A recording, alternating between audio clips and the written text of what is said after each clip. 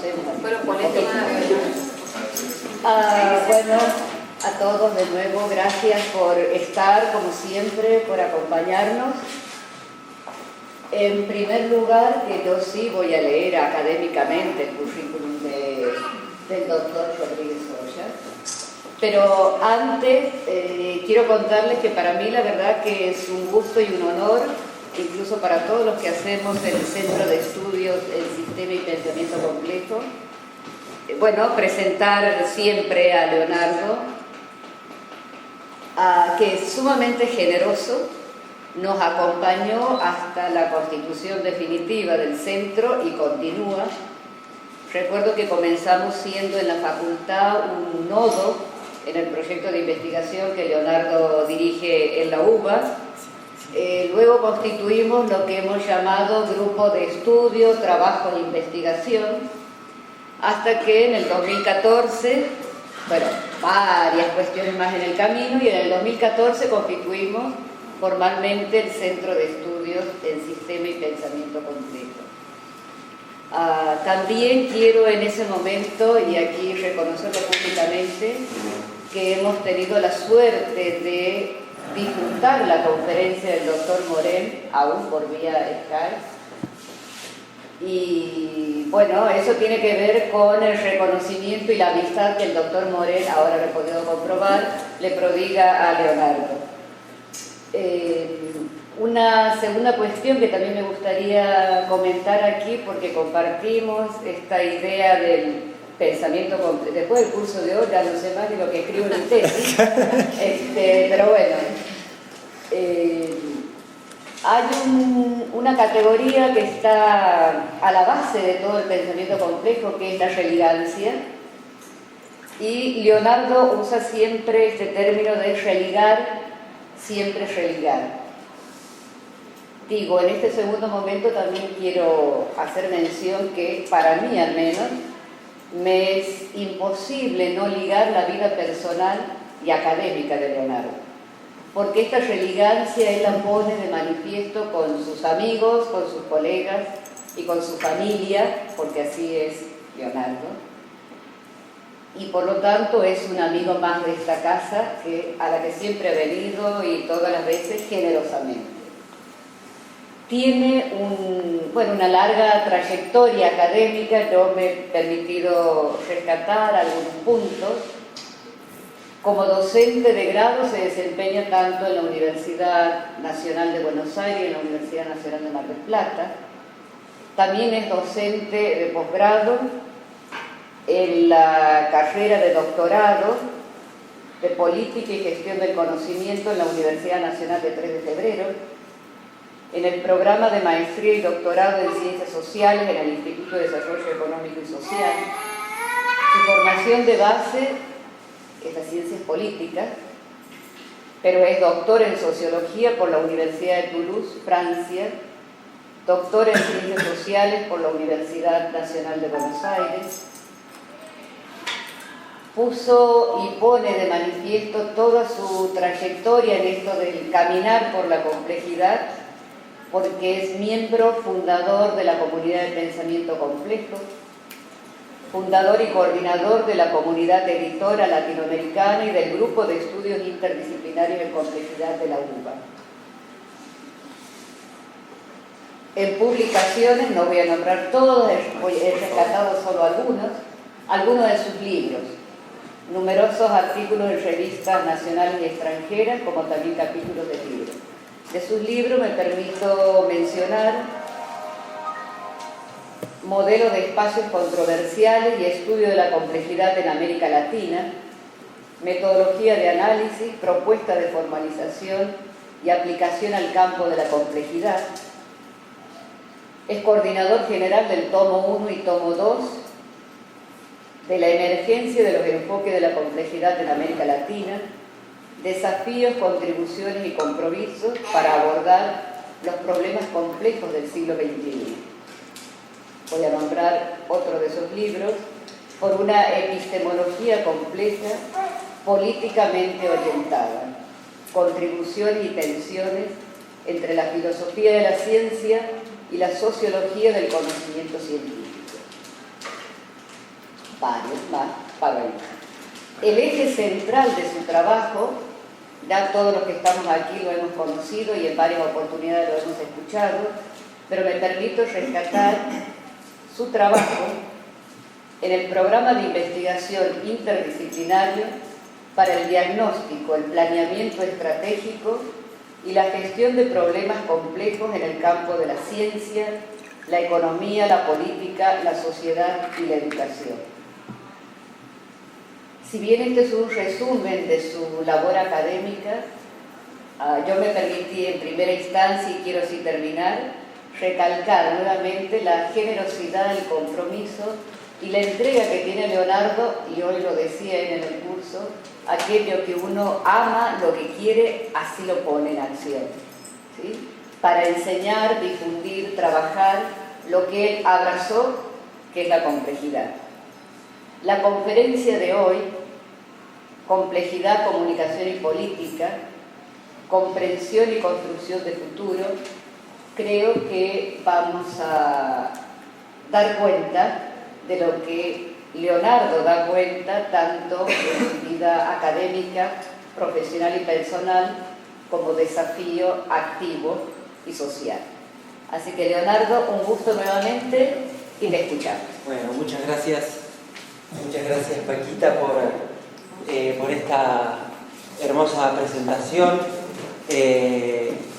Bienvenidos a todos. Y gracias por haberme convocado, invitado aquí. Realmente lo digo con el corazón, ¿eh? Para mí es una alegría muy grande volver siempre a Santiago del Estero.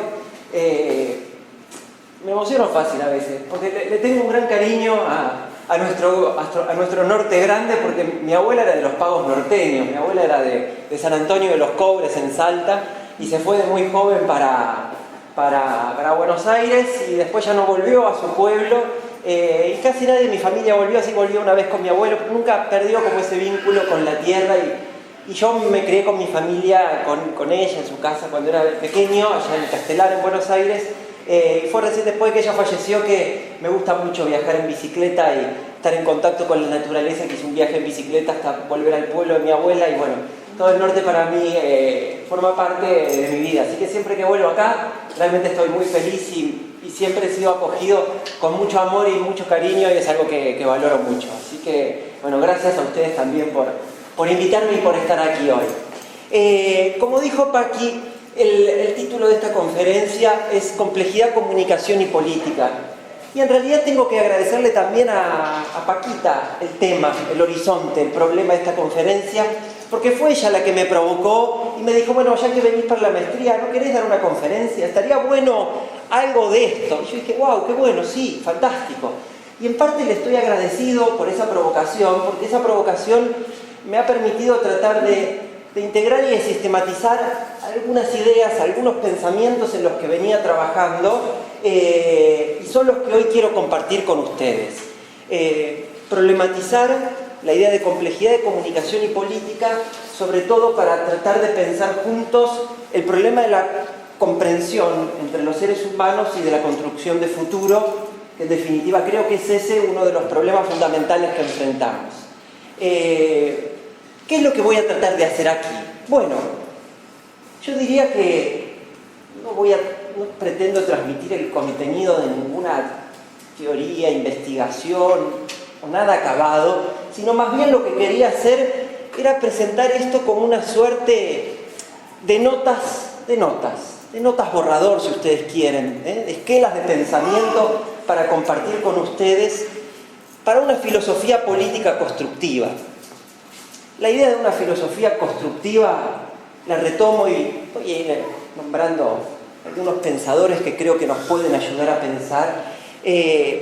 Una filosofía constructiva es una idea de un gran científico argentino, fallecido ya, Oscar Barsaski, uno de los científicos de la generación dorada de la ciencia argentina de los años 60 y 70. Entre otras cosas de Barsaski, ¿no? Fue uno de los pioneros del uso de modelos de simulación en ciencias sociales, y trabajó con esta idea de filosofía constructiva de la cual les voy a hablar un poco. Y sobre todo fue su última conferencia en vida, exiliado en la Universidad Central de Venezuela, donde dejó también unas esquelas. ideas para una filosofía constructiva. Y yo quiero de alguna manera proponerles inscribirnos o pensar a través de los pensadores que nos predecieron y que pueden ayudarnos a pensar nuestro presente. Entonces, a partir de esta idea de Varsavsky, de la filosofía constructiva, lo que quisiera es tratar de problematizar nuestro presente, de tomar la actualidad de nuestro presente como un problema que tenemos que pensar y tratar de pensar críticamente la complejidad de este presente, de lo que somos. Y de alguna manera plantearles, digamos, dos preguntas, ¿no? ¿Cómo hemos llegado a ser esto que somos y qué podemos ser en el futuro? Eso es lo que abre el espacio de reflexión, el enfoque constructivo y la problemática de la construcción de futuro en la vida individual y social. Entonces, a continuación les voy a hacer una presentación muy sintética y un resumen de lo que espero poder desarrollar y de los pensamientos que espero compartir con ustedes. Bueno, digamos que lo que quisiera hacer en primer lugar es tratar de problematizar esta tríada, estos tres conceptos, el de complejidad, comunicación y política. Pero definiría primero en un sentido negativo qué es lo que no voy a hacer, ¿no? Uno podría decir, bueno, hablamos de complejidad de pensamientos complejos, sistemas complejos, sería un campo fabuloso y muy interesante. Y uno podría decir, bueno, ¿cómo nos sirve esto para pensar la complejidad de la política y la complejidad de la comunicación o la complejidad de la comunicación política? Las campañas electorales, en los sistemas de partidos. Todo eso puede ser muy interesante, no digo que no sea un tema válido, pero no voy a hacer eso aquí. Más bien lo que yo quería hacer a partir de la idea de comunicación, complejidad y política es problematizar lo que podríamos llamar las racionalidades de gobierno. Es un concepto que aporta un pensador francés, un filósofo francés, Michel Foucault, que luego vamos a puntualizar, y fundamentalmente problematizar las racionalidades de gobierno para pensar la complejidad de lo que podríamos considerar las dos racionalidades de gobierno más importantes en nuestro mundo contemporáneo. Tratar de pensar y establecer una crítica al populismo y al neoliberalismo como racionalidades de gobierno, para tratar de pensar, o por lo menos problematizar, la posibilidad de construir una racionalidad política alternativa al populismo y al neoliberalismo. Y aquí, ¿y esto por qué lo hacemos? ¿Por un divertimento académico, filosófico, por un sistema, un divertimento solamente de una finalidad academicista? No. Retomando el enfoque de Varsavsky, ¿no? Pensar constructivamente estas racionalidades de gobierno que forman parte de la actualidad de nuestro presente tiene que ver también con imaginar alternativas posibles de nuestra vida futura en comunidad. Y por lo tanto, entonces, en un sentido filosófico o epistemológico más profundo, lo que yo quisiera hacer es inscribir esta problemática de las racionalidades de gobierno en un problema mayor. Y ese problema mayor lo podríamos pensar como la relación entre el pensamiento y la realidad, entre el pensamiento y el mundo. No como entidades discretas y separadas, sino en un bucle recursivo. Es decir, cómo nuestro pensamiento construye y organiza la experiencia de eso que llamamos mundo, que está ahí afuera, pero al mismo tiempo como ese mundo influye y condiciona el modo en que pensamos. Es decir, salirnos, si ustedes quieren, de esa dualidad, de ese dualismo moderno, de que hay un sujeto por un lado y un objeto por el otro, y tratar de pensar y problematizar la historia, los procesos. No ya el sujeto como una cosa constituida, ni el objeto como algo que ya existe, sino más bien pensar los procesos de subjetivación y de objetivación. Es decir, cómo nos hemos convertido en esto que somos hoy, en la ciencia, en la cultura, en la sociedad, en la política. Es decir, trazar esa relación mutuamente constitutiva entre cómo organizamos el pensamiento, cómo se organiza la mente y cómo se organiza la realidad.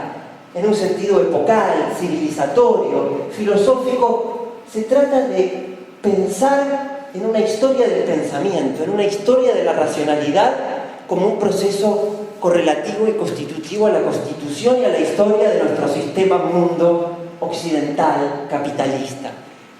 Y es eso en parte lo que Edgar Morin llama el problema del paradigma. Pensar el problema del paradigma en nuestras sociedades, como lo plantea Morin, es pensar este bucle entre pensamiento y realidad.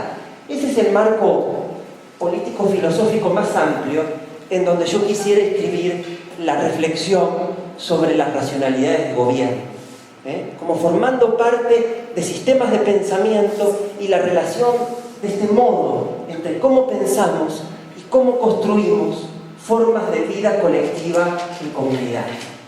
Y es ahí entonces donde de alguna manera propongo o intento inscribir parte de mi trabajo en el legado de Oscar Barsasky y de otros también, y regenerar ese enfoque constructivo.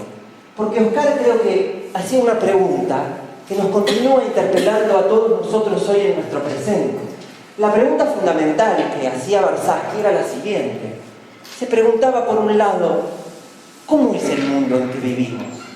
Y por otro lado, ¿cómo es el mundo que deseamos? O el mundo en el que desearíamos vivir.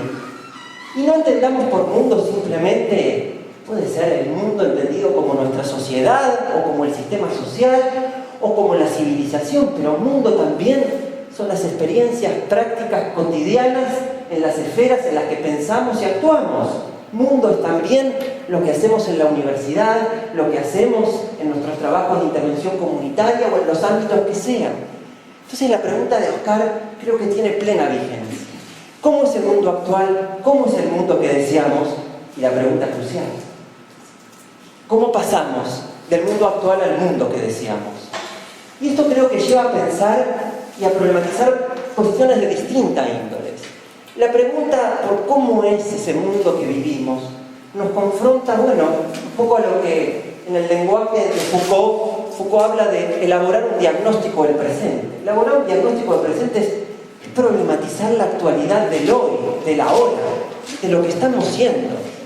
Y pensar el mundo que deseamos, y esta es una categoría que voy a tratar de proponerles y desarrollar, es pensar en nuestro futuro deseable. Es pensar en el porvenir. Es pensar en esa historia que va a acontecer y que podemos construir. Y la pregunta por el cómo pasamos de uno a otro tiene que ver con tratar de pensar y problematizar las prácticas y las estrategias que movilizamos día a día para construir eso. Y creo que el pensamiento complejo y la ciencia de la complejidad nos ayudan a pensar estos problemas, no ya desde la certidumbre de la racionalidad moderna, sino justamente abiertos a esa complejidad y esa incertidumbre. Entonces este es el horizonte de reflexión que yo quiero proponerles, y para eso voy a tratar de dar puntadas, de trazar un cuadro lo más breve y sintético posible en torno a tres ejes. El primer eje tiene que ver con tratar de problematizar esa tríada, la de la complejidad, la comunicación y la política. Obviamente que hay decenas de teorías y de filosofías que podemos tomar para pensar eso, pero dar algunas puntadas en torno a algunos nudos estratégicos. En segundo lugar, problematizar esta idea de racionalidad de gobierno y dar también algunas pinceladas acerca de qué es el populismo y qué es el neoliberalismo como racionalidades de gobierno. Y finalmente entonces, escribir esas racionalidades en el marco de lo que podríamos llamar una crisis paradigmática de nuestra civilización, es decir, una crisis de nuestro sistema mundo y una crisis del sistema de pensamiento moderno, para ver allí las posibilidades de construir esa racionalidad política alternativa. ¿De acuerdo? Esa es más o menos la pincelada del camino que vamos a tratar de construir, o de construir algunas herramientas que nos ayuden a pensar esto, aunque son notas, borradores que tenemos que continuar reflexionando. Comencemos entonces por la primera tríada, la tríada complejidad, comunicación y política. Más que pensar estos términos como conceptos a ser definidos en el marco de tal o cual teoría o perspectiva filosófica, yo creo que es interesante pensar estos conceptos como términos que aluden a partes fundamentales de nuestra experiencia humana en el mundo, y por lo tanto podemos problematizar la idea de comunicación y complejidad en torno a lo que significan como focos o campos de experiencias prácticos en los que actuamos y estamos involucrados. Entonces, vamos a comenzar primero por la idea de política, luego comunicación y luego la idea de complejidad. Sin pretender agotar el asunto, yo diría que problematizar la política implica, por lo menos, problematizar tres cuestiones, no son las únicas, pero en primer lugar creo que la política, y acá es donde van a ver que estoy tratando de pensar la política en los términos menos institucionales, no en términos de los partidos, del Estado, de las competencias electorales. Sin duda todo eso es también interesante y enormemente complejo, sino en un sentido por ahí más básico, fundamental. Creo que la política, en un primer sentido, tiene que ver con lo que podríamos llamar el problema de la comunidad. O si ustedes quieren, el hecho o la experiencia de estar juntos en el mundo. De que habitamos este mundo juntos, con otros. Estamos aquí y ahora. Compartimos esta tierra. Estamos, somos. Hay una comunidad. Después habrá que ver cómo es concebida esa comunidad. Pero estamos aquí con otros en el mundo. Y este es nuestro mundo. Muy bien. Una vez que aparece esta idea de experiencia juntos en comunidad, creo que indisolublemente esa idea de comunidad y de la política se plantea el problema del futuro. El problema del futuro es constitutivo de la política. O sea, nuestra vida política o nuestra existencia política como seres humanos tiene que ver en parte con decir, una vez que reconocemos esa experiencia juntos, cómo queremos que sea esa comunidad como forma de vida, como forma de estar aquí con otros, cómo queremos que sea en el futuro. Esa comunidad puede ser el planeta Tierra, la sociedad argentina, la comunidad académica de la UNCE en Santiago del Estero, o lo que ustedes quieran. La pregunta política como pregunta existencial que atraviesa y organiza la vida tiene que ver fundamentalmente con pensar y problematizar el futuro.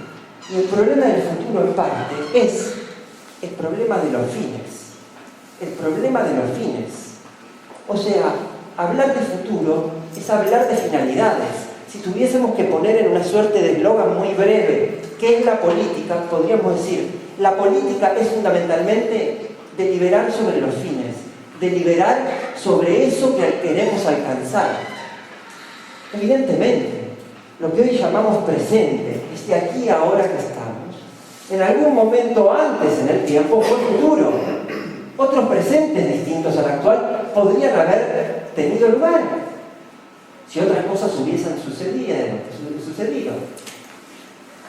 Y la misma reflexión cuenta entonces para pensar la idea de futuro. Aquello que llamamos futuro va a ser algún día presente. Pero la idea más rica es que no hay un único futuro. Hay una variedad de futuros, una gama de alternativas. El asunto es, ¿cuál de todos esos futuros posibles es el futuro deseable? Y cómo incrementar la probabilidad de que acontezca el futuro que deseamos. El futuro deseable, si ustedes quieren, la categoría de deseo, es fundamental porque es una brecha, un puente que conecta nuestro presente con nuestro futuro, lo actual con lo potencial, lo que somos con lo que podemos ser. Y por lo tanto, esa idea de futuro deseable nos lleva a hablar de sus finalidades.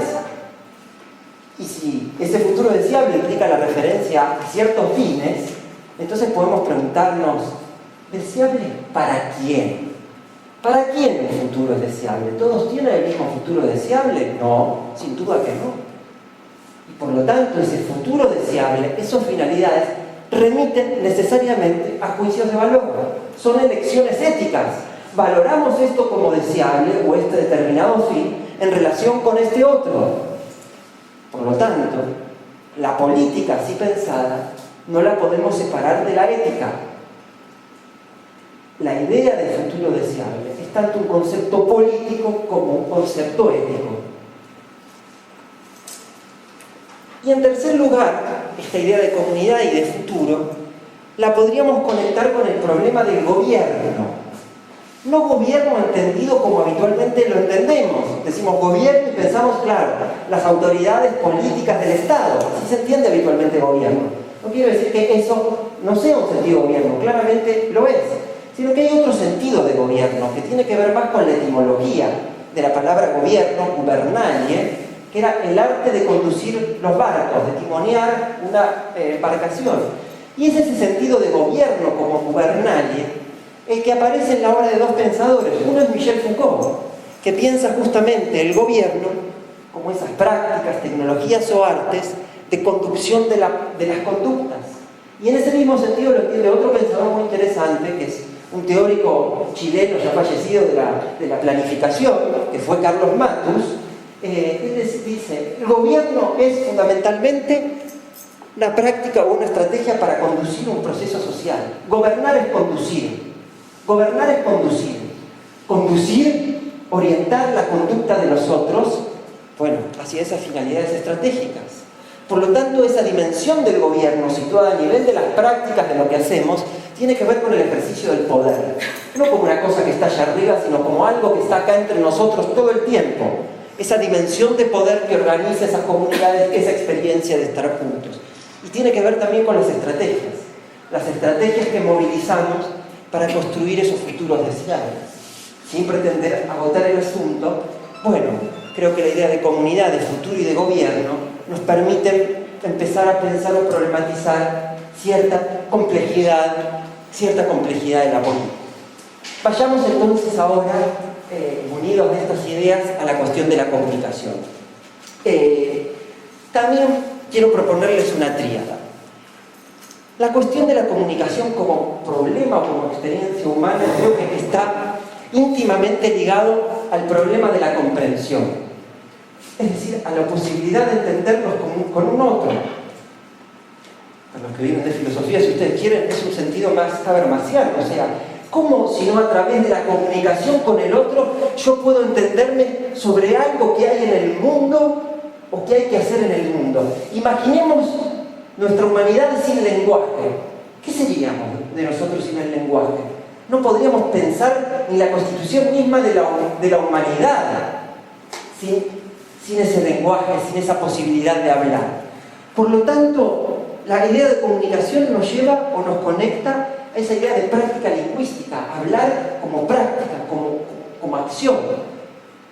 Lingüística, no solamente lingüística, puede ser una práctica musical o un lenguaje no verbal, múltiples lenguajes, primordialmente lingüística, pero que puede haber otros lenguajes.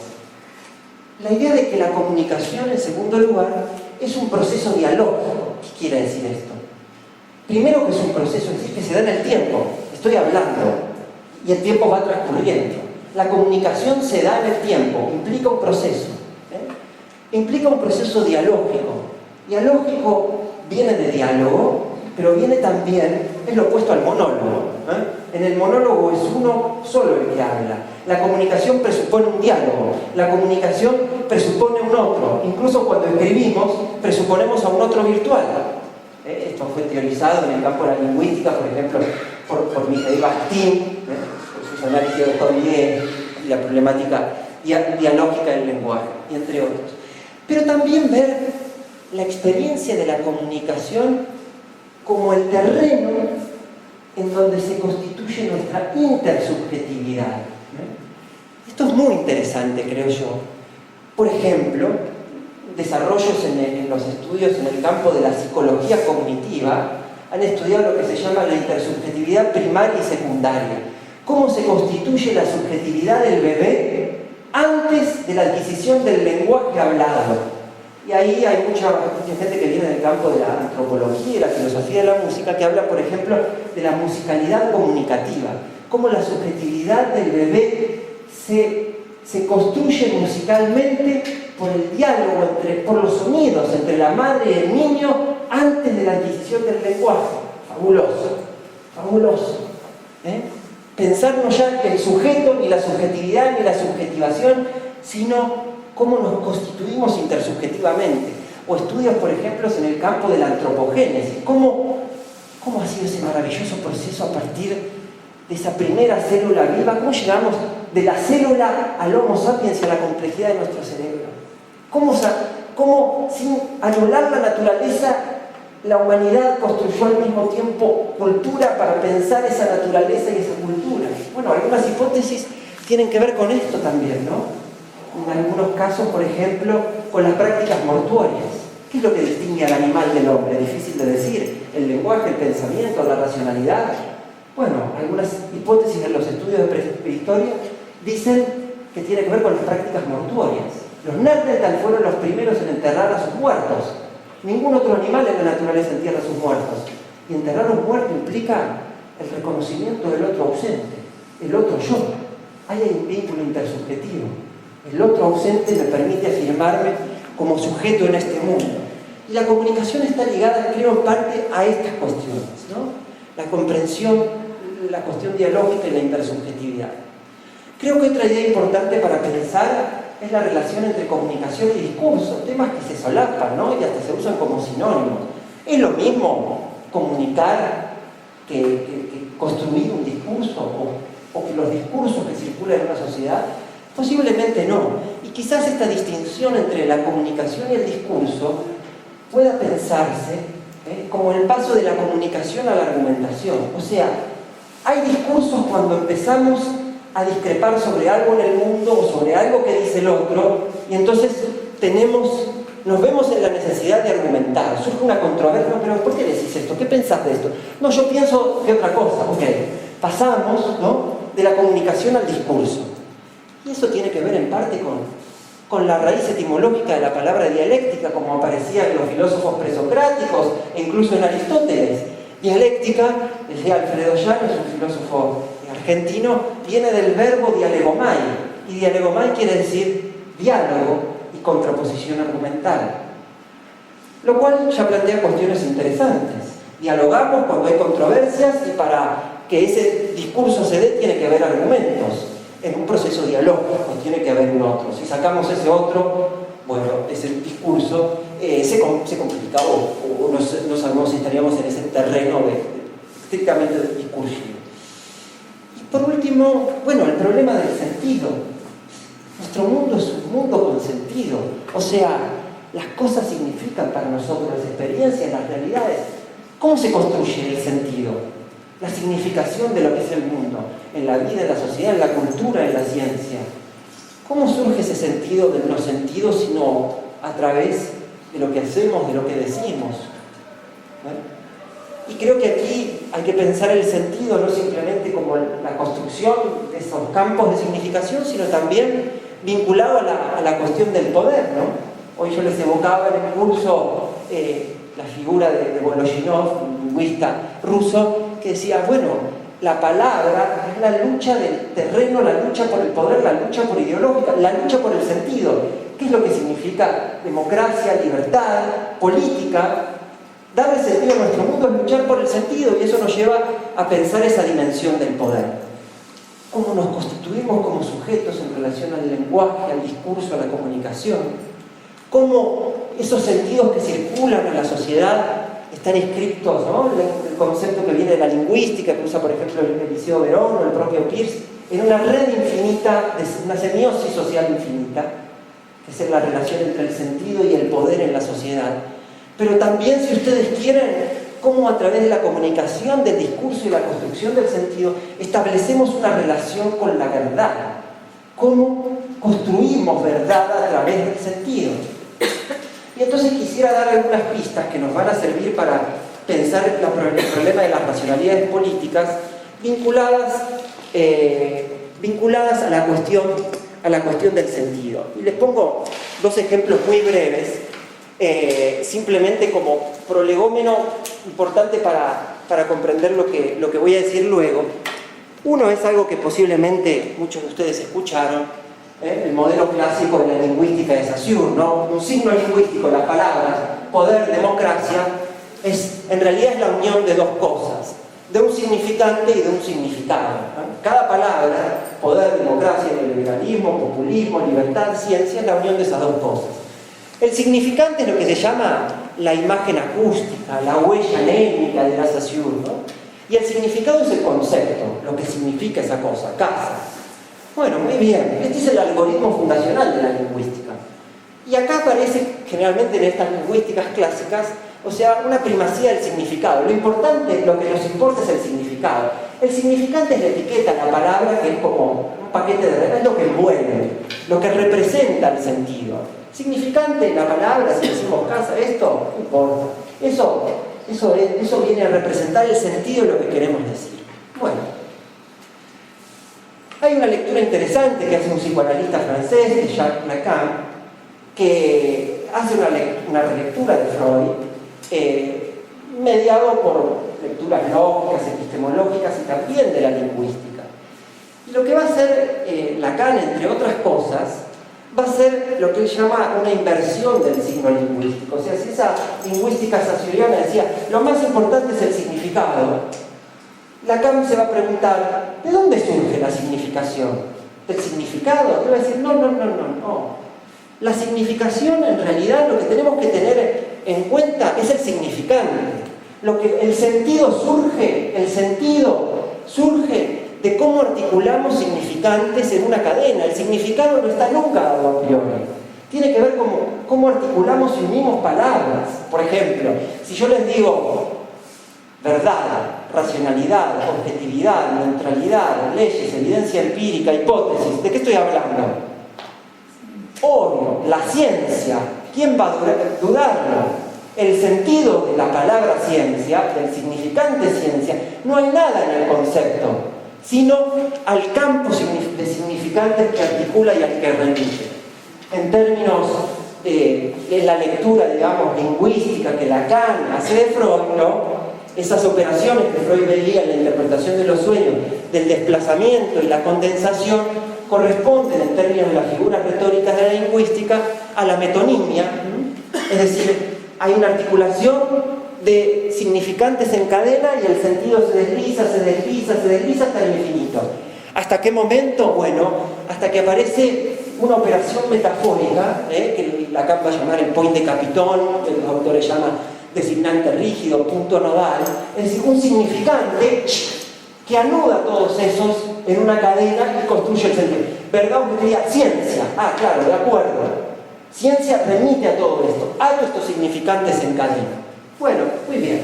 Vamos a ver cómo estas ideas muy básicas de lingüística nos van a ayudar a pensar algunas cuestiones de la constitución de las identidades y de las subjetividades políticas y del contrapunto entre populismo y neoliberalismo. Vayamos entonces, en tercer lugar, a la cuestión de la complejidad. ¿Qué es la complejidad? Yo diría muy brevemente, podemos dar un seminario sobre eso, de hecho lo estamos dando, que la complejidad nos remite por lo menos a tres problemas. Como se entiende en el mundo de hoy en día, en el campo científico, la complejidad alude a un nuevo tipo de ciencia. Y yo quisiera agregarle esa mirada, pensar la complejidad no solamente como ciencia, sino también como acontecimiento. ¿Qué quiere decir esto? ¿Qué quiere decir que la complejidad es una nueva ciencia? Bueno, las ciencias de la complejidad son ciencias no clásicas, son ciencias de otro tipo, son ciencias de frontera. Se empiezan a ocupar de cosas que la ciencia antes no se ocupaba. Empiezan a haber fenómenos que antes la ciencia no veía, y obviamente surgen teorías y métodos. ¿Cómo qué cosas? Bueno, empiezan a pensar en términos de caos, en términos de fractales. Ahí tienen, esta es una imagen de un fractal, es una nueva geometría no euclidia, para pensar, incluso describir formas de la naturaleza que no pueden ser descritas con la geometría tradicional, y que aparecen en la naturaleza, ¿no? Por ejemplo, si ustedes ven un brote de un brócoli, el brócoli, eso tiene una estructura fractal. Cada partecita es autosimilar al todo. Bueno, los fractales, un campo apasionante, hermoso. La cuestión del caos, ¿no? Que maravilla por la idea que el caos, qué fabuloso, hay ahora una ciencia del caos, una teoría del caos. Y ahí tenemos al atractor extraño de Lorentz, que fue el que popularizó esa metáfora que seguramente escucharon, el efecto mariposa, ¿no? El caos es esa sensibilidad a las condiciones iniciales. El aleteo de una mariposa en Tailandia produce un huracán en Nueva York. Como pequeñas transformaciones, muy pequeños acontecimientos, pueden producir grandes efectos. Interesante también para pensar la política y la sociedad. La idea de autoorganización, emergencia, eventos raros, un montón de cosas. Ahí tienen, autoorganización. ¿Quién gobierna las hormigas? A un hormiguero. ¿Hay una hormiga reina que las manda y les dice qué hacer? No, se autoorganizan a partir del comportamiento descentralizado y la comunicación entre físico-químicas, entre feromonas. Surgen estructuras súper complejas, los hormigueros, fabulosos. Bueno, y todo eso y muchas cosas más. Acá está Aníbal, que es un especialista en estos temas, que trabaja en biofísica, fractales, dinámica lineal y todas esas cosas en este campo de las nuevas ciencias. Lo tiene acá en Santiago del Estero, explótenlo. Pero además de estas nuevas ciencias de la complejidad, podemos pensar la complejidad como acontecimiento. ¿Qué quiere decir esto? Bueno, creo que el sentido profundo del término complejidad tiene que ver con problematizar la complejidad como un proceso histórico. Como un proceso histórico, de alguna manera, la idea de complejidad viene a significar o a resignificar la crisis de la modernidad, de las estructuras del saber moderno, del sistema mundo moderno, en donde se van produciendo reorganizaciones interdisciplinarias y transdisciplinarias de la ciencia. Surgen nuevos campos de conocimiento que antes no existían justamente para ver esos fenómenos. La pregunta también es que eso no es solamente nuevos conocimientos, ¿no? Sino que tiene que ver también cómo estos nuevos saberes pueden constituir o constituyen nuevas estrategias de poder, ¿no? En un lenguaje Foucaultiano, si ustedes quieren, esa relación entre la subjetividad, el poder y la verdad. Fabuloso, la dinámica no lineal, las teorías de redes complejas, pero eso también puede ser usado si disponemos de los datos, y ahora los disponemos, los Big Data, Facebook, Twitter, las bases de datos de SUBE, grandes masas de datos de comportamiento humano, para entender mejor los patrones de comportamiento de la gente y, por lo tanto, para gobernar mejor, conducir mejor las conductas. Este no es un campo políticamente neutral de la complejidad. Bien, y en tercer lugar, pensar la complejidad, si ustedes quieren, como un ethos, ¿no? En la etimología la palabra ética quiere decir ethos, y ethos es un modo de ser, una actitud. La complejidad como ethos, la complejidad como actitud, la complejidad como racionalidad, es decir, como una nueva forma de ejercicio del pensamiento que trata de pensar todas esas cosas raras. Si ustedes quieren, también como una cosmovisión, como una Weltanschauung, que trata de pensar o volver a pensar el sentido, la complejidad de la vida, del ser humano, del mundo. Bueno, simplemente este campo de problematización rica, creo yo, que nos abre y que nos provoca la complejidad, ¿verdad? Movámonos entonces rápidamente a nuestro segundo momento, nuestra segunda tríada, que tiene que ver con problematizar estas racionalidades de gobierno y ver en qué medida el populismo y el neoliberalismo podríamos problematizarlos o pensarlos como racionalidades de gobierno. Y entonces una pregunta se impone, la pregunta ¿por qué es una racionalidad de gobierno? Bueno, esta idea es deudora también de la filosofía de Foucault, ¿no? Que nos lleva a problematizar, por un lado, qué es la racionalidad, o de qué hablamos cuando hablamos de racionalidad, y de qué hablamos cuando hablamos de gobierno, ¿no? La racionalidad, en un sentido tradicional, bueno, podemos verla como ese logos, el pensamiento racional moderno, y como ha sido vista, ¿no?, tradicionalmente, el problema de la razón o de la racionalidad en relación con los procesos de racionalización o de irracionalidad, ¿no? La racionalidad moderna, todopoderosa, nos condujo a Auschwitz, ¿no? Que no llevó a la libertad y al progreso indefinido, sino a una tragedia humana. También podemos pensar distintos tipos de racionalidades, ¿no? Racionalidades instrumentales, medio fines, racionalidad orientadas a valores, como habla Weber, racionalidad comunicativa, como nos propone Habermas. Y también podemos pensar la racionalidad de un modo distinto, que creo que es interesante, que es cómo la problematiza en parte Foucault. Pensando la racionalidad tanto como una cosa que es, ni como un proceso, sino la racionalidad como la lógica, la pauta que conecta prácticas heterogéneas, ¿no?, dirigidas hacia un fin estratégico específico. Es decir, que la idea de racionalidad apunta como algo inmanente, algo que está, no que está fuera y determina, sino que tiene que ver como cómo se organiza un determinado modo de hacer, de decir o de saber, ¿eh?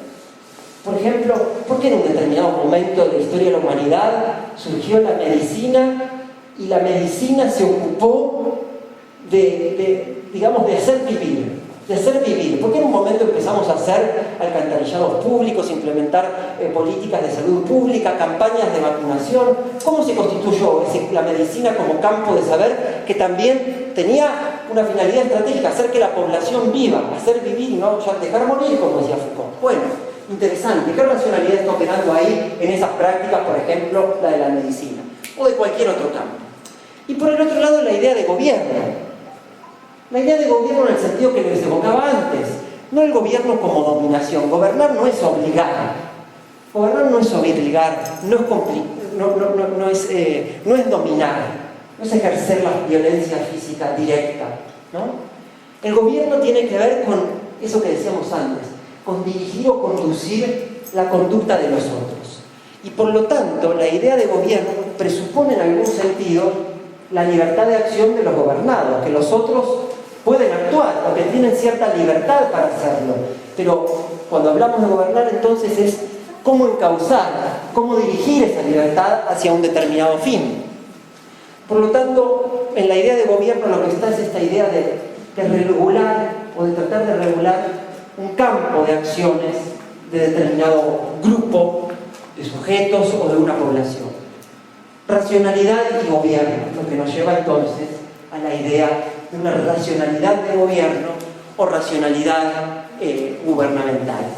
Y esa es justamente la lectura que Foucault nos propone respecto al neoliberalismo y que yo les propongo hacer con respecto al populismo. O sea, Foucault en parte lo que hizo fue pensar y problematizar al liberalismo y al neoliberalismo no como teorías económicas, como doctrinas económicas, sino como una racionalidad de gobierno, como un arte de gobierno, como una tecnología de conducción de la conducta de los seres humanos.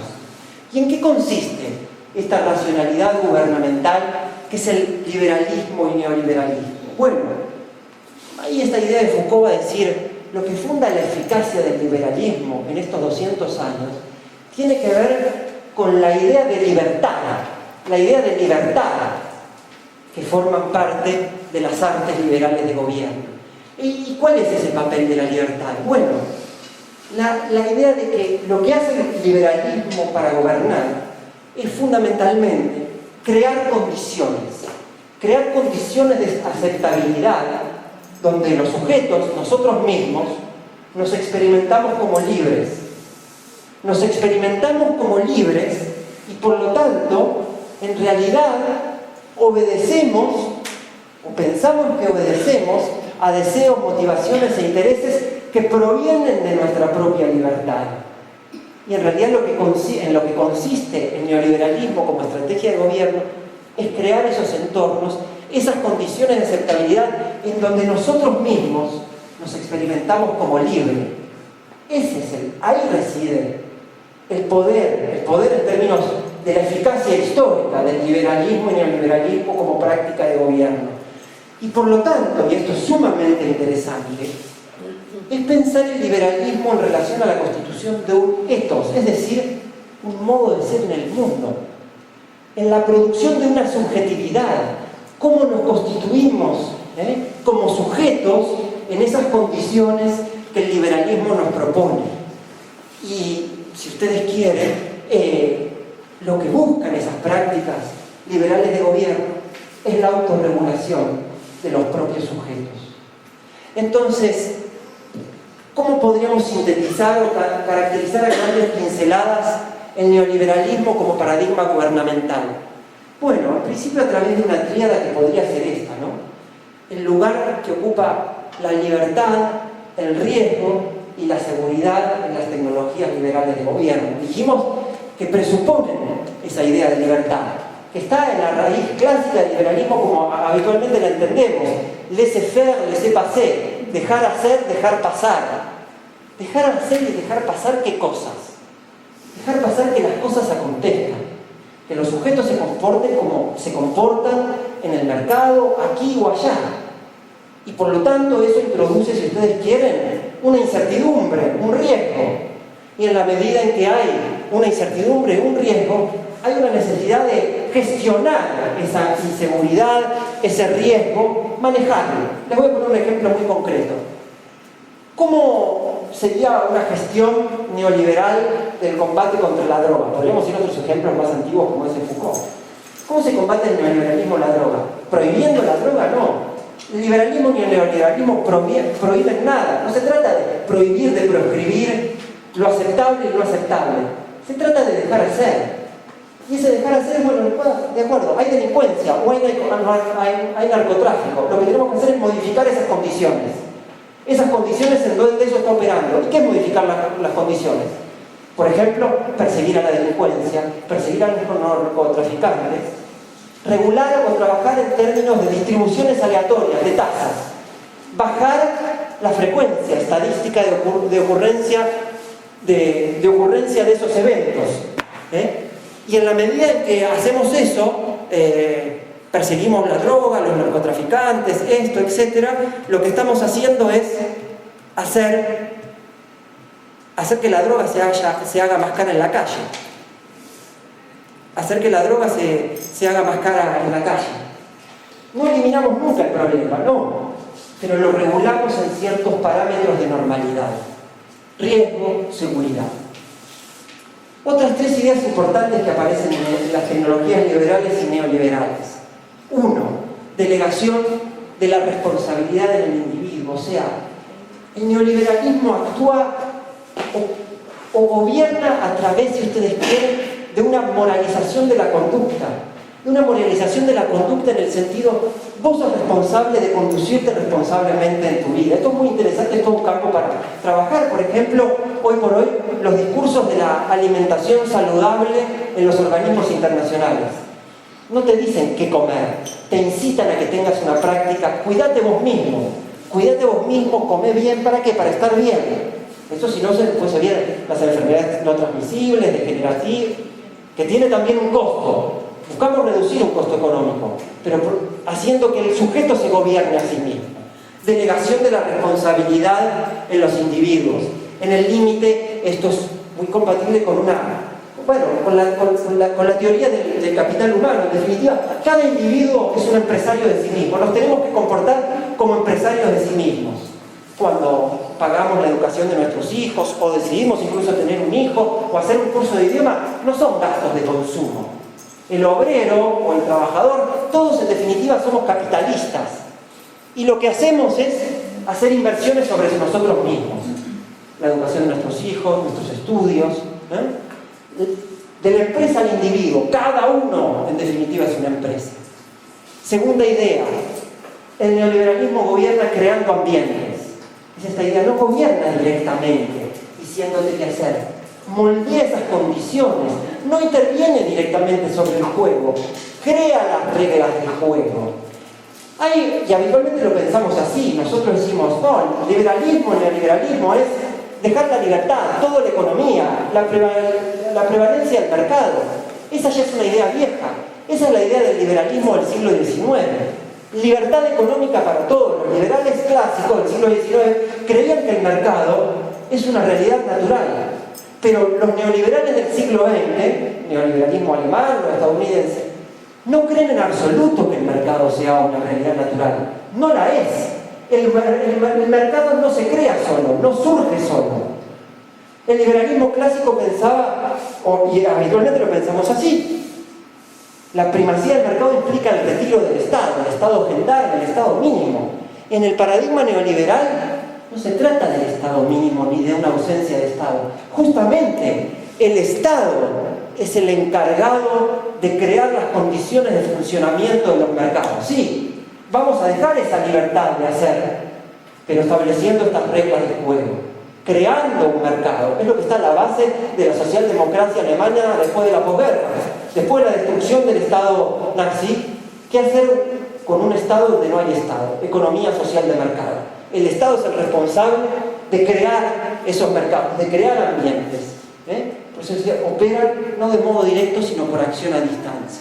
Y por último, esta idea de un principio de economización, de una generalización de la forma empresa, la extensión de esta racionalidad de lo económico ámbitos o esferas que no eran consideradas anteriormente como económicas o del mercado.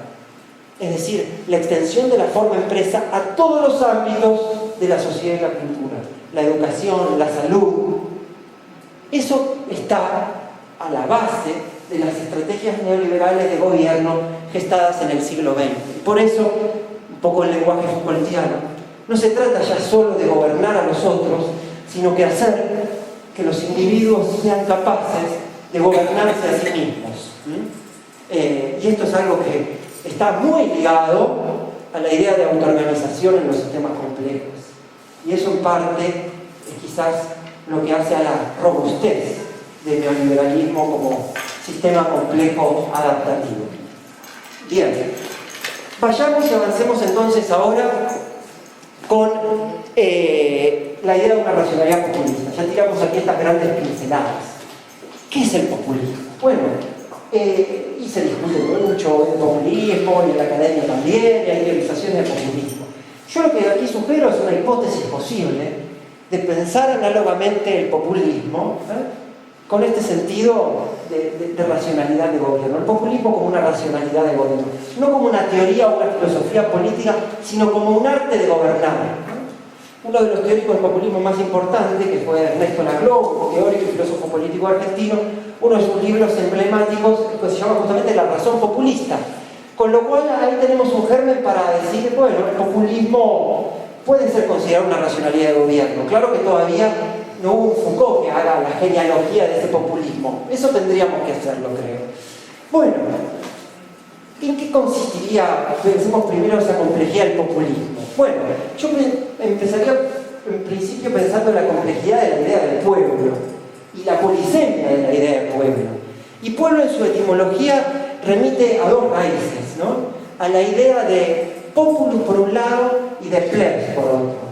¿Qué es el pueblo como populus? Bueno, el cuerpo de todos los ciudadanos, todos. El pueblo somos todos, todos. Los de la república, los de la polis o de la democracia. Y por otro lado, el pueblo como plebs, es decir, no, el pueblo son los sectores populares, los excluidos, los oprimidos, los menos favorecidos. Esta ambivalencia semántica entre el pueblo como populus y como plebs, bueno, es constitutiva de este concepto, ¿no? Y la segunda distinción que creo que es importante para hacer, y sobre todo para pensar seriamente el populismo, que a veces se usa generalmente, incluso en la vida cotidiana, como término peyorativo, ¿no? Para denigrar la posición que sea, no, esto es un populista, actúa populísticamente. No, tenemos que tomar el populismo en serio y pensarlo como racionalidad de gobierno. Y a partir de ahí creo que es interesante pensar la distinción entre lo popular y lo populista, ¿no? Si ustedes quieren, el populismo como lógica política, es decir, como racionalidad de gobierno, como modo de construir lo social, que es en principio lo que aparece un poco en Laclau y que vamos a tratar de pensar, y por otro lado lo popular como la direccionalidad o un contenido de una política pública que se puede dirigir o a ese populus o a ese plebs, ¿no? Y entonces quizás expandir el sentido, posibilidades de políticas populares no populistas, quizás, no sé. Vayamos entonces rápidamente a esta idea de populismo. Y lo que yo quisiera acá es tratar, creo que el que más claramente ha expresado la lógica del populismo ha sido el pensamiento de Ernesto Laclau, ¿no? Donde la idea de populismo aparece como una lógica de construcción de lo social. Y esto es lo que quiero invitarles a pensar y a problematizar. ¿Cómo podemos pensar la sociedad, ¿no? O sea, esta idea de comunidad, de sistema social. Bueno, Laclau nos va a decir, lo que hay en realidad no tenemos que pensar tanto ni en clases, ni en sujetos, ni en movimientos sociales, ni en grupos, sino tenemos que pensar en términos de demandas particulares heterogéneas, es decir, necesidades, intereses, peticiones, como entendemos demandas, cosas que pedimos cuando las necesitamos, y los distintos grupos de la sociedad pueden tener múltiples demandas heterogéneas, de trabajo, de impuestos, de lo que ustedes quieran. Y entonces, bueno, la identidad de esas demandas y de esos movimientos se fundan en la diferencia. Cada demanda es distinta a la otra, por eso podemos pensarlas como demandas que tienen su propia particularidad. Esto es lo que Laclau llama la lógica de la diferencia. Para que haya sociedad, tiene que haber esta lógica de la diferencia, es decir, heterogeneidad, diversidad. Ahora, se pregunta Laclau, ¿cómo podemos hablar de la sociedad como sistema o como totalidad, distinta como todo de esas particularidades? ¿Cómo podemos decir que hay una sociedad más allá de esa dispersión de demandas, de identidades diferentes? Bueno, tenemos que pensar, dice él, otra diferencia a todas estas demandas, pero no una diferencia interna, sino una diferencia que nos ayuda a pensar esta línea punteada, es decir, a trazar un límite. Y él dice, en la construcción de lo social interviene otra lógica, además de la lógica de la diferencia. Y dice, la política hay que pensarla como práctica articulatoria. ¿Qué sería esa práctica articulatoria? Bueno, unir esas demandas diferentes y heterogéneas. ¿Y unirlas cómo? Bueno, unirlas con otra lógica. Unirlas, y aquí dice, esto sería la lógica de las equivalencias. Hacer que todas esas demandas tengan algo en común. Volverlas equivalentes. ¿Pero qué es eso que tienen en común las demandas? Dice, no hay nada positivo, no hay un común denominador, como diríamos. No hay un común denominador. Estas diferentes demandas no tienen un fundamento positivo. No hay una roca última donde fundar la sociedad. En definitiva, la posibilidad de articular todas estas diferencias depende fundamentalmente de construir una diferencia radical. Una diferencia radical, es decir, una exclusión que permita construir la identidad del sistema. Si acá decimos el pueblo, los excluidos, los pobres, el campo popular, del otro lado estará la oligarquía, las corporaciones. O sea, la identidad de esta articulación, lo que tienen en común es el rechazo a esa diferencia radical. Es decir, solo podemos pensar la sociedad como sistema, como un sistema fallido, como un sistema abierto. La sociedad no existe, va a decir él, parafraseando a Lacan, la relación sexual no existe. La sociedad no existe, implica esa diferencia radical, es decir, no hay un fundamento positivo a la sociedad. La sociedad o la idea de sociedad aparece cuando podemos construir un límite excluyente. Y ese límite excluyente es lo que nos permite hablar de un sistema social. Esa diferencia radical es una pura negatividad. O sea, lo que tiene que ser excluido y rechazado para que esto tenga sentido.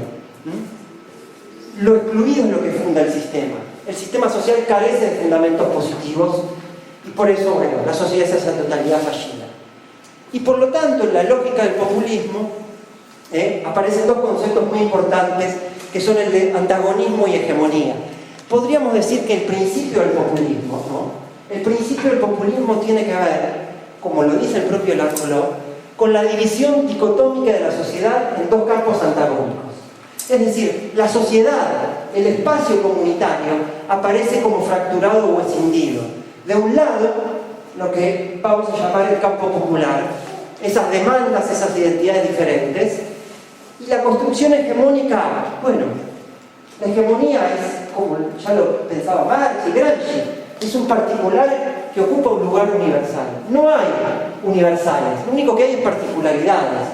Y tenemos hegemonía cuando podemos construir este sentido. Él dirá un significante vacío.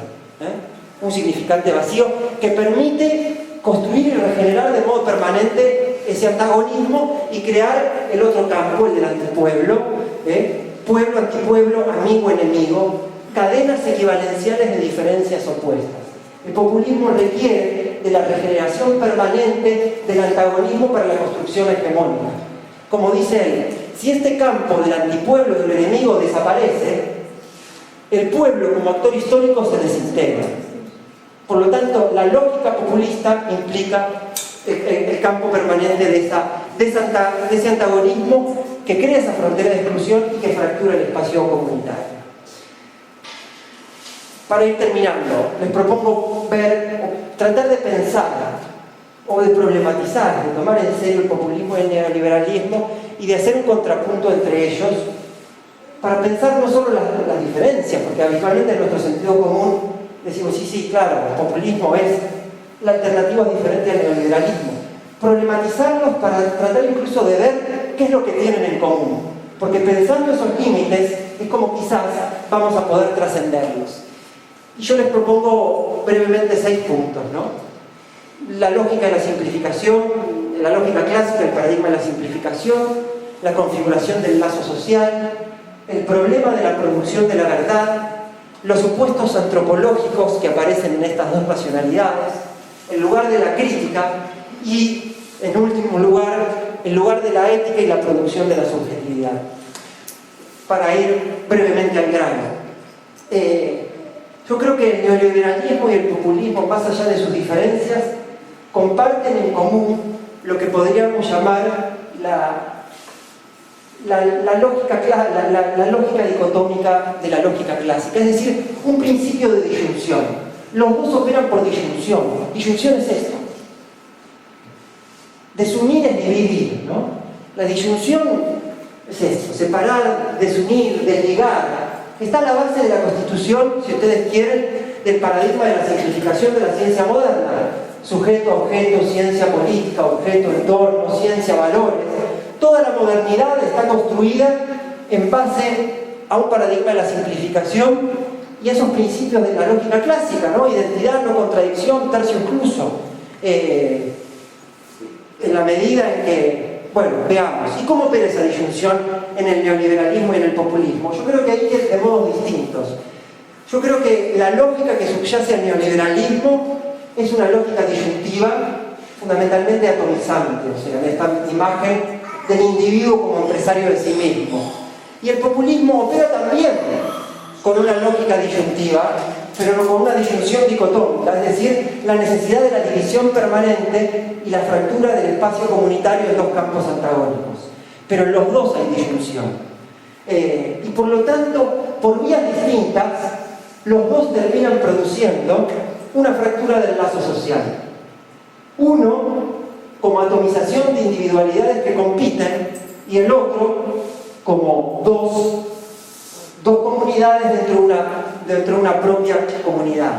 Y por lo tanto no solo hay fractura del lazo social en el neoliberalismo y en el populismo, sino que también hay un sentido, si ustedes quieren, de debilitamiento de la solidaridad y una pérdida de sentido a la comunidad como un todo, a esa experiencia, a esa comunidad como el estar juntos en el mundo. Este es un problema muy arduo, pero diría que es uno de los problemas más fundamentales, que es el problema de la verdad, ¿no? No vamos a resolverlo ahora. ¿Qué es la verdad? Pero lo que no podemos dejar de decir es que el problema de la verdad tiene un lugar crucial, no solo en la historia del conocimiento, sino en la historia de la sociedad y la política, ¿no? Y lo que tendríamos que tratar de pensar es, si ustedes quieren, es una historia de la verdad, o cómo se han constituido históricamente, socialmente, distintos criterios de verdad a lo largo de la historia. Lo que era verdad en el mundo antiguo o en la modernidad necesariamente es verdad ahora, o eso que llamamos verdad, primera idea. Segunda idea, bueno, evidentemente, desterrar o poner en cuestión esa idea de verdad absoluta que nos viene de la modernidad. Hay un mundo, hay una verdad relativa a ese mundo y hay una manera única de acceder a esa verdad. Y más bien pensar, como dice un filósofo de la ciencia, Philip Fisher, en realidad nunca buscamos la verdad absoluta, lo que buscamos es la verdad relevante. La ciencia no investiga la verdad, investiga verdades relevantes, y esto implica pensar en términos de poder y de intereses que moldean esa búsqueda de la verdad. Si ustedes quieren también, para retomar esa problematización de Foucault, pensar el problema de la verdad no solo en relación a la ciencia, al saber, al conocimiento científico, sino esta relación que es crucial, y hacia ella quiero ir, la relación entre verdad y gobierno. Cómo los hombres, a lo largo de la historia, se gobiernan a sí mismos y a los otros a través de la producción de la verdad. Y lo que yo sugiero que voy a decir ahora es que en el populismo y en el neoliberalismo hay distintas lógicas de construcción de la verdad y que esas dos lógicas son simplificadoras. Y que una racionalidad política alternativa tendría que pensar esa complejidad de la verdad. Yo creo que, para ser muy sintético, que podría haber tres grandes sentidos de la verdad, ¿no? Una que habitualmente conocemos o con la que estamos más familiarizados es la idea de verdad empírica, la de la ciencia. Hay verdad porque hay una adecuación entre las palabras y las cosas, entre las teorías y los hechos. Ponemos a prueba cosas, funciona o no funciona, hay evidencia. Construimos una verdad en relación a esa adecuación empírica. Perfecto. Segunda idea, la idea de verdad como consenso. O sea, la verdad no está en relación a ese mundo objetivo, sino la verdad aparece como el resultado de un discurso argumentativo. La verdad no la tienes tú ni yo. Cada uno tenemos un poquito de verdad, y la verdad es eso que construimos a media, muy precario, muy fragmentario, acerca de lo que hay en el mundo, de lo que hay que hacer en el mundo. Y por lo tanto, sin duda tengo que abrirme al otro y ver qué me quiere decir el otro. Verdad como consenso. Y en tercer lugar, la idea de que la verdad no es tanto la verdad empírica o la verdad como consenso, sino la idea de que la verdad en realidad es un efecto de la voluntad de poder, ¿no? La verdad depende del poder. Y si ustedes quieren, para plantearlo en términos filosóficos que aclaran mucho, creo que son interesantes, podemos irnos a la antigua Grecia, ¿no? Y pensar la oposición entre Platón y los sofistas. Platón de alguna manera fundó el conocimiento occidental porque dijo que el fin del conocimiento era la verdad. Todavía la seguimos buscando. El conocimiento tiene que ser verdadero para ser conocimiento. Pero a los sofistas no les interesaba la verdad. Los sofistas no estaban comprometidos con la verdad. Los sofistas seguían el modelo amigo-enemigo.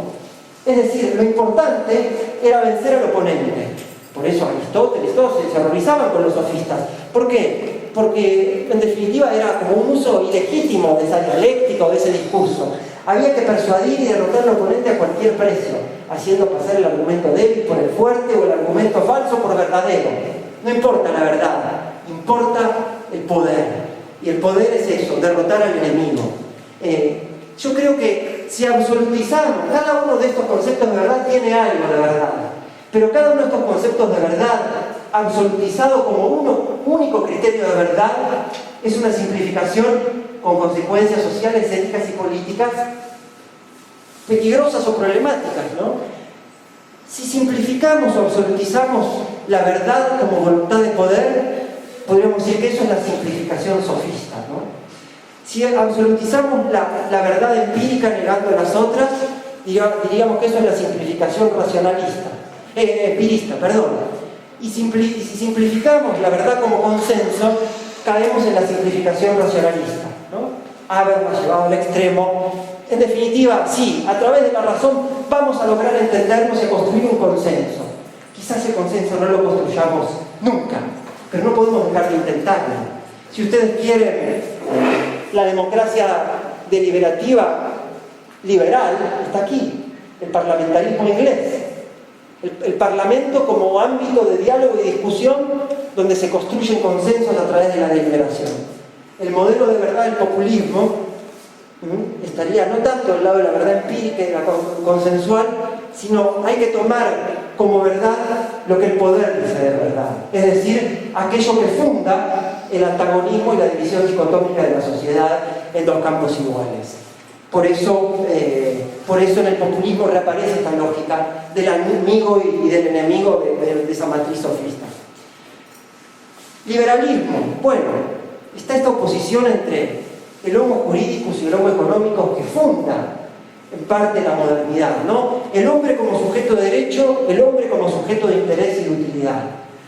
El contractualismo, que viene, los discursos del contrato que vienen de los juristas medievales, o bueno, no, somos sujetos de interés. La realidad es que la historia de Occidente, con el triunfo del liberalismo, implicó el triunfo del homo económico por el homo jurídico. Bueno, la pregunta es, ¿cuál es el concepto de homo que subyace al populismo? ¿Hay un homo populista? ¿Qué sería ese homo? ¿O el populismo tiene también algo de esos dos otros homos, ¿no? Del homo jurídicos y del homo económicos? Y de alguna manera creo que lo que hay que pensar acá es cómo estas racionalidades de gobierno de alguna manera simplifican la complejidad humana. Y acá sí quizás hay aportes de lo que Morel desde el pensamiento complejo nos llama a pensar la complejidad humana, el homo complexus. es que podríamos pensar una racionalidad política orientada a respetar esa complejidad humana para trascender estas decisiones modernas clásicas. Los dos últimos puntos. ¿Cuál es el lugar de la crítica en estas racionalidades de gobierno? Esto es muy interesante, ¿no? La crítica no es ni la denuncia, ni la polémica, con respecto al argumento del otro. La crítica tiene que ver fundamentalmente con un trabajo reflexivo, ¿no? Con eso que decía Kant en un texto muy lindo que es pensar que es la ilustración, dice, la ilustración es salir de la minoría de edad.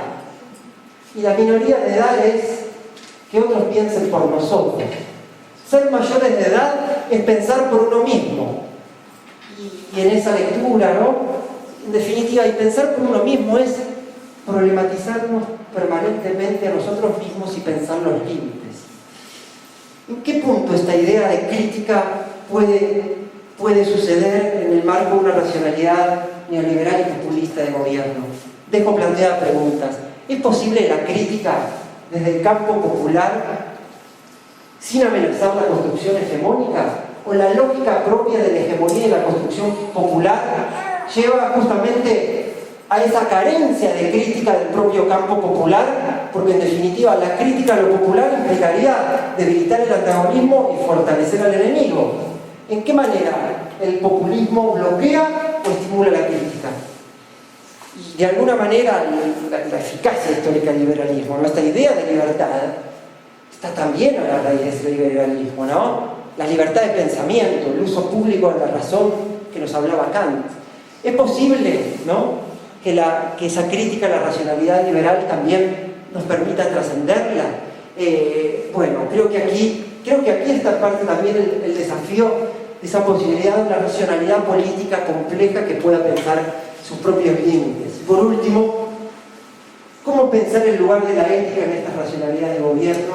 ¿Y cómo nos constituimos como sujetos, ¿no? Y creo que la ética se puede pensar de distintas maneras. En el sentido habitual como la usamos es la idea, bueno, la referencia a valores, a un código moral. Pero también podemos pensar la ética como una moralidad de los comportamientos, es decir, cómo cada uno de nosotros se relaciona con ese código, con esos valores. Y por último podemos pensar la ética, en la etimología de la palabra, como un ethos, como un modo de ser en el mundo. Y la pregunta es, bueno, ¿qué tipo de subjetividad es producida por el neoliberalismo y el populismo? ¿Por qué mecanismos y tecnologías? Bueno, el neoliberalismo, en esa lectura que yo le proponía, este es un concepto de la filosofía contemporánea, el de una etopolítica, ¿no? El neoliberalismo gobierna tratando de producir subjetividades, a través del gobierno de nosotros mismos. ¿Y qué subjetividad produce el populismo? Bueno, creo que por la prominencia de esta dimensión discursiva que veíamos en la construcción del campo popular y del antagonismo, para retomar la expresión de un filósofo político italiano, Mauricio Lazzarato, es fundamentalmente una no política, un gobierno de las ideas, un gobierno de los signos, es decir, busca gobernar no tanto haciendo que los individuos se gobiernen a sí mismos, sino estructurando un sentido de ese antagonismo, y por lo tanto, en la medida que ese espacio comunitario está fragmentado, se produce una subjetividad escindida. Para plantearlo de modo muy esquemático, ¿no? Si nuestro sentido común es el modo en que experimentamos la realidad, y esa racionalidad populista tuvo éxito como construcción hegemónica, el resultado es que la sociedad, el sentido común de la sociedad, va a estar fragmentado en puntos de vista antagónicos que van a experimentar realidades escindidas y distintas. El enemigo y el amigo, para retomar esa lógica de los sofistas, el campo popular, el campo antipopular. Y creo que la gran dificultad es el bloqueo para pensar el punto de vista del otro en esta construcción escindida. Para terminar, voy a saltear esta última parte para no aburrirlos, y simplemente salteo para terminar con estas cuestiones, ¿no? En el medio había una lectura que después puedo profundizar, ¿En qué medida pensar en términos de complejidad nos invita a superar estas dicotomías fundantes del legado moderno y tratar de pensar una práctica política otra, y también otro modo de ser sujetos? Y Paquita había expresado al comienzo de la conferencia, de la presentación, esa idea de la religancia, ¿no? Si la disyunción, separar y fracturar, dividir, la religancia implica conectar y vincular eso que ha sido separado. ¿En qué medida la complejidad como paradigma a lo que nos está invitando es a construir un etos emergente, un etos de la religancia, un modo de ser en el mundo, en esa diversidad? Y por lo tanto, para volver a un planteo filosófico, es volver a pensar esta relación entre la historia, el presente y el futuro, pensar la complejidad de lo que somos, de nuestro presente, pero sobre todo pensar la historia de lo que somos, pensar cómo hemos llegado a ser lo que somos, cómo hemos llegado a pensar como pensamos. Es decir, lo que somos, el ser, como dice la filosofía, el ser no es algo independiente del devenir. Lo que somos está constituido en esa trama histórica de lo que somos parte. Pero entonces, en la medida en que nos consideramos como seres históricos y problematizamos eso que somos, lo que somos no como algo fijo, sino lo que ahora estamos siendo. Estamos siendo en la historia, en el devenir. Y ese futuro que yo les dije es una gama de alternativas posibles. Pensar en ese espacio de futuros posibles, en esa variedad de futuros posibles, lo que podemos ser, lo que deseamos ser. Y creo que pensar constructivamente esa dimensión de futuro es pasar del devenir al porvenir. Es decir, reapropiarnos creativamente de la construcción del futuro que estamos construyendo día a día en nuestras vidas. ¿Para qué? Bueno, para dejar de ser eso que somos y devenir otros, ser otros, construir una nueva forma de vida en nuestras comunidades, locales, societales, civilizatorias. ¿Hay receta para eso? Pues claro que no.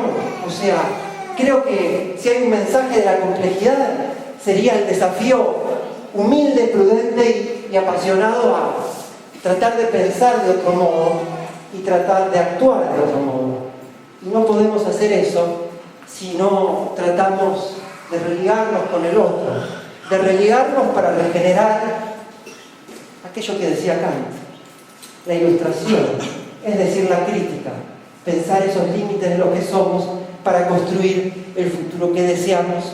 Y por eso concluyo con el mensaje que me presentó Paquita. Creo que el desafío es religar, siempre religar, para pensar y actuar juntos en la construcción de nuestro futuro. Gracias.